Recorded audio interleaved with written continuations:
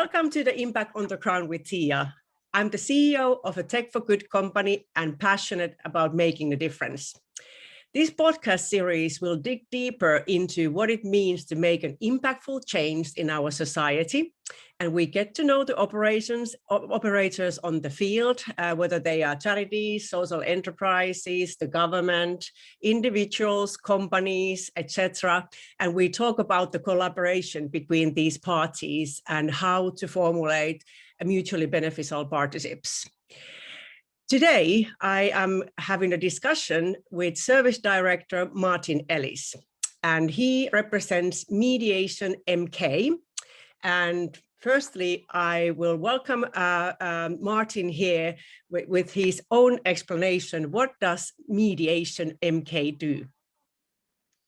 Hello, everyone. Right, Mediation MK is, as the name, as it says on the tin, really. We offer mediation services primarily to people in the Milton Keynes area, now a city of 270,000 people from nothing 50 years ago, literally. So we were formed in 1989 in our current form as a charity and company limited by guarantee in 2001.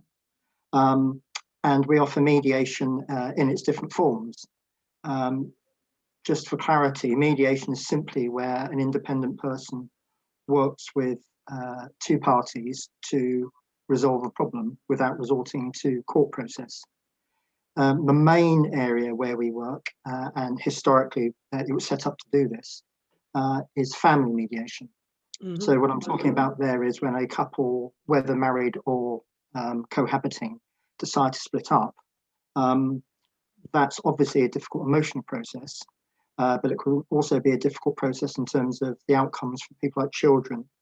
And there are other issues that have to be resolved around finances. So if you can imagine if the family home is being kept, but one of the partners, one of the couple is living somewhere else, there's an extra rent or something has to be paid out of the existing funds. And that, for a lot of people, that's not very easy. Yeah. So the two issues that we deal with primarily are child access. So when is the partner, as is usually the case, one partner has left the home. When is that partner going to see the children? Weekends, birthdays, holidays, particularly Christmas being a very tricky time. When are they going to see grandparents? Very mundane things, but they can be very difficult to work out. A judge in Bristol has recently commented about being in court, deciding whether children were going to be dropped off at junction 14 or junction 15 on the M4. Yeah. And it went to court. So sometimes it can get very difficult to resolve these things. So child access is one. The other one is finance. As I've touched on, if the family house is being kept, if it's going to be sold, how's the money going to be split? And being in 2021, we get into the exciting issue of pensions, because some people have very large pensions, and that becomes a factor for a dispute in its own right.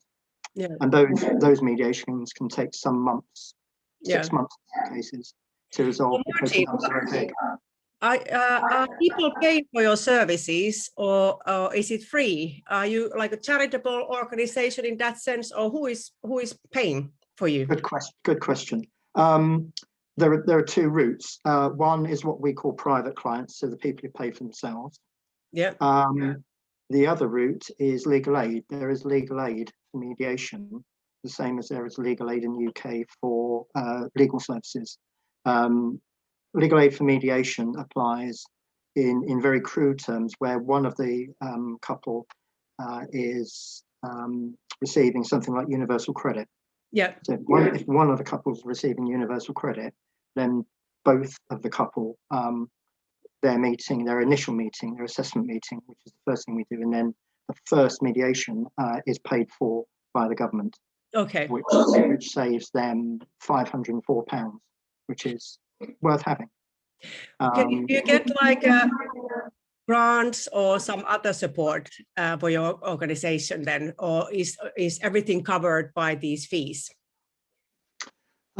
Everything's covered by those fees. Family mediation is our main activity. The other main activity we have is something called Separated Parents Information Programme, so SPIP or SPIP as we refer to it. Now that's a court-run process that's funded by CAFCAS, the body that oversees the family courts in the UK. And they refer cases to us. And what that means is if you're referred, you go on a course for, we're doing it online now because of COVID. Yeah. A 4-hour course where you go online with 5 other people that you don't know to talk about the issues arising from being a separated parent in reality, and how to make that work and how to cope with that in the world where you've just split up with your husband or wife or your ex-partner. Yeah. But that has to be referred through the courts, and that's the other major area of work that we do. We do that for the Northampton court. It's organised by court area, and we do that in the area of Northampton, which is not very far from Milton Keynes. Okay, so what is the impact of your work? I mean, these are very, very emotional things, and of course the impact of divorce is huge on the whole family and extended family and everyone. Yeah. So how do you measure your impact? What is your impact? Well, we hope that our impact is giving people a better result than they would have if they went through the courts. I think you need to bear in mind the family courts are taking up to 6 months to hear cases. And in at least one official report I've seen by a group of legal practitioners, they refer to that service or that system as being in crisis. Yeah, that's a phrase that's used widely. So the point with mediation is we have advantages that the court process doesn't have, certainly in terms of cost. The problem with court, if you go there, then you're talking about cost. And if you're involving a solicitor, we've known people who've spent £20,000 getting divorced. Yeah. Now, the most I've ever heard anyone spend with Mediation MK to go through the process is £1,000, and that's quite unusual. So we know we're cheaper, but our main advantage is that we think we are. It's not easy, but it's easier to work with a mediator than it is to go through the court process. When, with all due respect to the court process, they are overworked and you become a number on the list. Yeah. So with a mediator, there's always a much more personal relationship. Yeah. And so the emotional wear and tear on people, we think, is less than the court process. And at the end of the day, if you go through mediation, it's your agreement. The mediator doesn't tell you what to do. The mediator just helps you work through the issues to find where you want to be in the future when you've gone your separate ways. And so the couple own the process, we think, much more than if you just go through a legal process where you've got solicitors involved, you've got court officials involved, you've got solicitor staff involved, all at a cost of £200 an hour, yeah. £50 to send a letter. We think there's a better way of doing it, and it's called family mediation. Yeah. So are you looking for voluntary income, like donations, any collaboration with companies, grant makers? And if so, what would you achieve with these kind of partnerships? Well, currently, it would be the issue of getting through COVID, in all honesty, because that's been quite hard for us. Our client numbers have halved since March 2020. It's a significant effect. And we've only been able to get through with the job retention scheme, which has been extended now to September. That's been absolutely essential for us. We do have occasional grants from other bodies in Milton Keynes, such as Milton Keynes Community Foundation, have been very good to us. So yes, we do apply for other grants. For us, in terms of working with other organisations, it's difficult because we're in quite a small, select sector. There's not many people that we can easily work with. But we are certainly always on the lookout for grants, and certainly if there was someone with a deep pocket willing and able to make donations, they would be gratefully received. The other point to make about money, because I'm an accountant by training, so I do talk about money, is that we haven't had an increase in legal aid fees since 2015. So that's had a long... although the government or would be buying the services, you would still need to actually cover some rises in costs with voluntary income. Yeah, so I mean, in that period since 2015, with the best will in the world, general inflation has probably been somewhere between 12 to 15% that we've just had to pay because we haven't had an increase in legal aid fees, and also we haven't increased our private fees in that time. So it wasn't easy before, and it's certainly not easy now to get through COVID. But having said that, we're like many other small charities that are having similar issues. Yeah. I've had conversations with a number of other people, and we're not alone. Yeah. But that's only of limited comfort to you when you're having to make things work in this strange world that's been affected by COVID. Let's talk about numbers. You say you're a small charity, but how many people at annual level you help, and kind of how many people you employ, or are some of the mediators volunteers? We employ 5 people part-time, with me being one of those. 2 of those people work on the SPIT program solely that I mentioned earlier, and 2 others work in the office where I work sometimes. In terms of numbers, in a normal year, we would see about 550 couples. We would register 550 family mediation cases, therefore seeing 1,100 people. If you include children in that, 90% of our cases involve children. So that 1,100 easily goes up to at least 2,000 people that either directly or indirectly we're helping with what we do. And if you want to throw in, what is your turnover annually?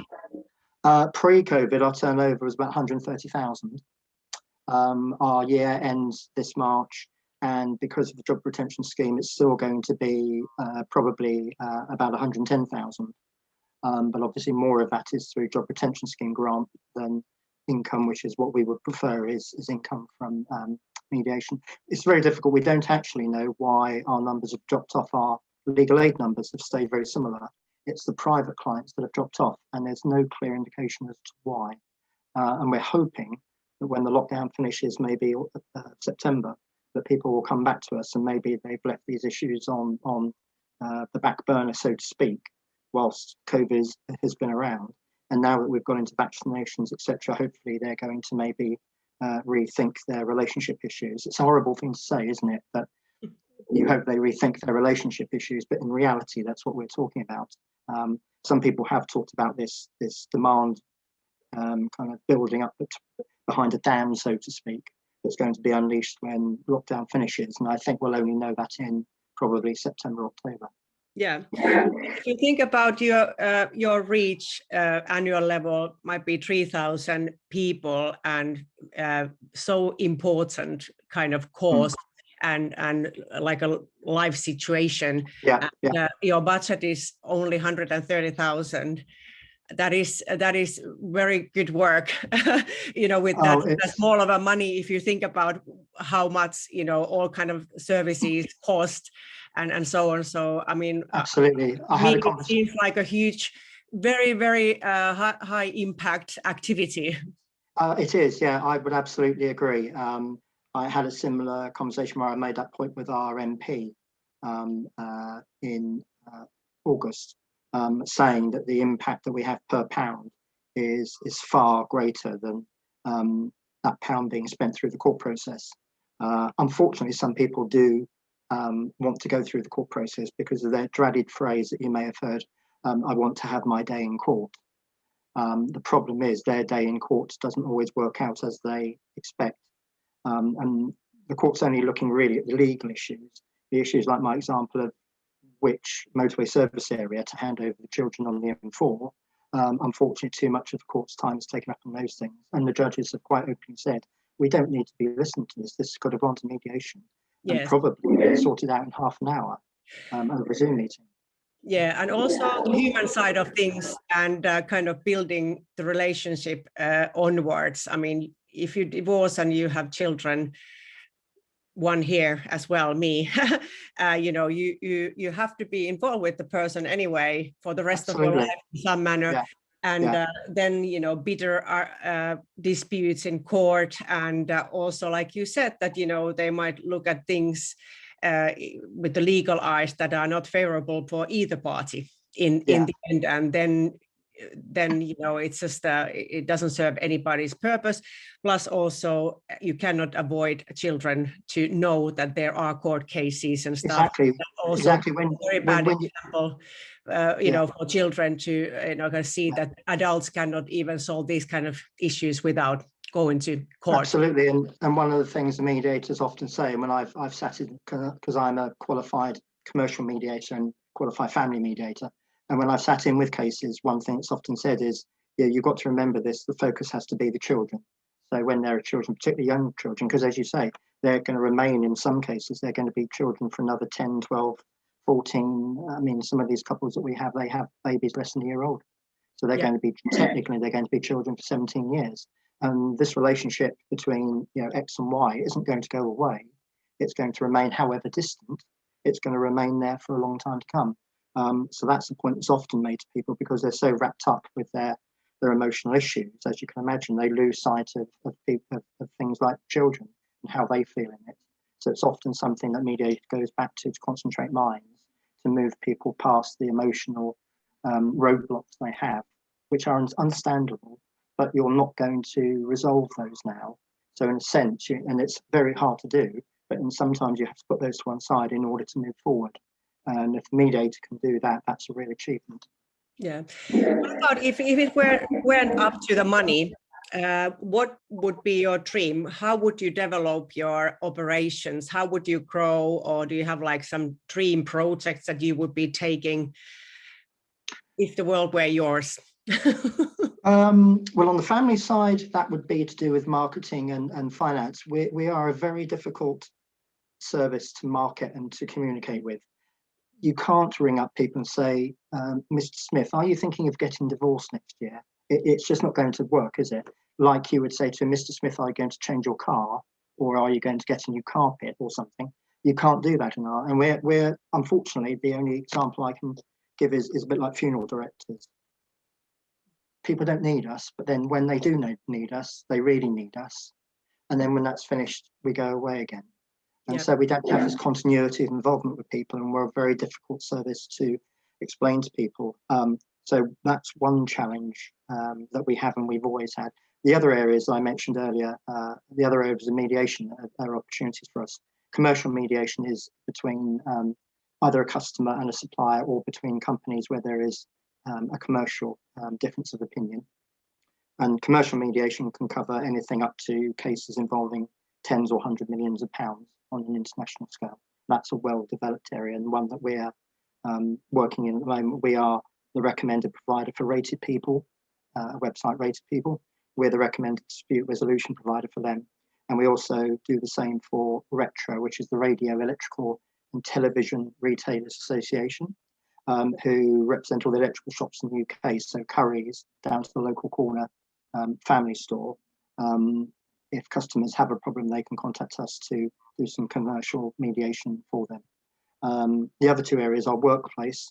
The workplace we're developing is where two employees have a difference of opinion that's not easily reconciled by HR methods. It's a bit outside the box. So that's an area where we offer services. And the last one is community, where you have the infamous kind of shared driveway problem, when someone's Mr. A's car is blocking the driveway and Mr. B can't get his car out, and there's fracas and arguments. It sounds very trivial, but there can be real problems with that. And we in fact have an agreement with the local housing association, Grand Union Housing, to offer community mediation to their tenants. So if someone's got a noisy tenant next door, the housing association can take action, but in most cases they'd rather not to, because it's not a huge scale of a problem, but there is something that needs to be resolved. So we entered into that agreement a couple of months ago. So those are other areas where mediation works. It's a very flexible tool to help people avoid the court process, because in all of those, if all goes wrong, you end up in court. And we know at the moment that means 3 to 6 months delay, maybe longer. Well, to me, this seems that there are so many opportunities in your organization to collaborate with companies. Not only that lots of companies could be using your service, at least SMEs, you know, but then if you think about this awareness building, there would be a lot of skills-based volunteering opportunities. So if there are corporate or company employees who can use their volunteering days, maybe they could build this kind of awareness campaign for whole mediation as a concept, but also then you as an operator in certain geographical area, and you know, kind of try to make your services more known, you know, to also to companies, because even as me, I'm an SME entrepreneur here, and you know, we know how tight the budgets are. So if there were ever a kind of a dispute, obviously nobody wants to go to court. So I'm sure that there would be a lot of companies who would also require your services, and it would be cheaper and better for them, for their reputation as well, but they just don't know about it. So part of the problem is actually that there's two things. There's explanation of mediation itself always has to be done, whether it's family or commercial or whatever. So we have to explain about the theory of it because people are not aware of that. And then there's the actual services that we can supply as Mediation MK. So we always have two stages of struggle to get to engage people. When they do engage, they find the process very helpful. But that's our struggle, is to explain mediation. It's still in a bit of a niche box, whereas I would very much like it to be discussed and be available more widely. That's just an ongoing challenge. I don't think that's going to change next week. But maybe with this podcast, we are now, you know, trying to look some supporters for you. What is your kind of geographical area, like in its broadest form? Well, two answers to that. For family legal aid, it's a bound area because our contract, the legal aid agency, says that. So that's between an area bounded by roughly Milton Keynes, Northampton, Bedford, and Aylesbury. That's one answer. For all of our other services, so private family mediation services, clients can be anywhere in England, and I say England because, sorry, England and Wales. There is a difference in the law in Scotland, and so we wouldn't, and we're not registered as a charity in Scotland. But anyone in England or Wales would be able to use our services for private family or commercial or workplace or community. Particularly now that we're working online, and the old limitations of having to meet people in the office, I think, have gone forever. I think those days have now gone. And so we're able to open our services to the whole of England and Wales, which is good news in a way. So your services, you know, kind of supporting your type of an organization would probably fall into the slot what government is now kind of encouraging companies to kind of fill. So a Social Value Act, which is linked to the procurement of government tenders, was already established, was it 2013, but last September, the government enhanced this act, and it made clear to everybody working in the government that when they're actually deciding who is winning a tender, the bids must include proven demonstration of social value delivery. And I believe your supporting your type of operator would fall into one of these criteria. There is a lot of this tackling economic inequality, and there is including creating new business job skills, increasing supply chain resilience, and also there is a lot of these kind of inequality issues, you know, that the government is trying to tackle with this act. So I think if there is any company who is bidding for government tenders and are now building their CSR strategy and thinking what kind of activities they would be supporting, whether it's money donation or giving skills or maybe products or services, your type of operator would be a very good kind of not only local, but also national kind of a concept that has a quite big proven impact and long-term impact as well on public lives. Yeah, we things like diversity are always interesting. We have those questions from grant funders when we're applying for grants. And I suppose we've been slightly naive because ours is just simply an open door policy. All of our services have always been opened to every sector, every ethnic group. We have many ethnic groups that we work with and are working with now. LGBT plus, we've just always worked with gay couples. We just have, it's just what we do. So we probably need to stand up and shout about that more, but we've always just been the organisation that we think other people would want to be. Now that's helped by the very nature of what we're doing. The key word to me is about well-being. I think our aim, we don't describe it as such sometimes, but our aim is about well-being of people when they're going through this difficult time of divorce or separation. We're there to help them through it, rather than resort to the legal route, which has all the disadvantages that we mentioned earlier. So I think by our very being, I don't know if there's a box that we don't tick when I think about social value, well-being, all those kind of things. I think we are a very good role model for the kind of organisation that people should want to be. Others may disagree, but I'm always quite proud of the fact that we just welcome everyone in. We do not turn anyone away. Mediations may not always be able to be completed because a mediator can have concerns about things like physical and mental abuse, but that's a different question.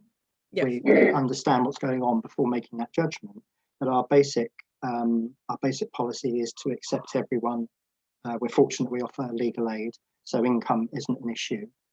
It's about the work that we can do for them, mainly on the family side, but those principles also apply to commercial, community and to workplace mediation as well.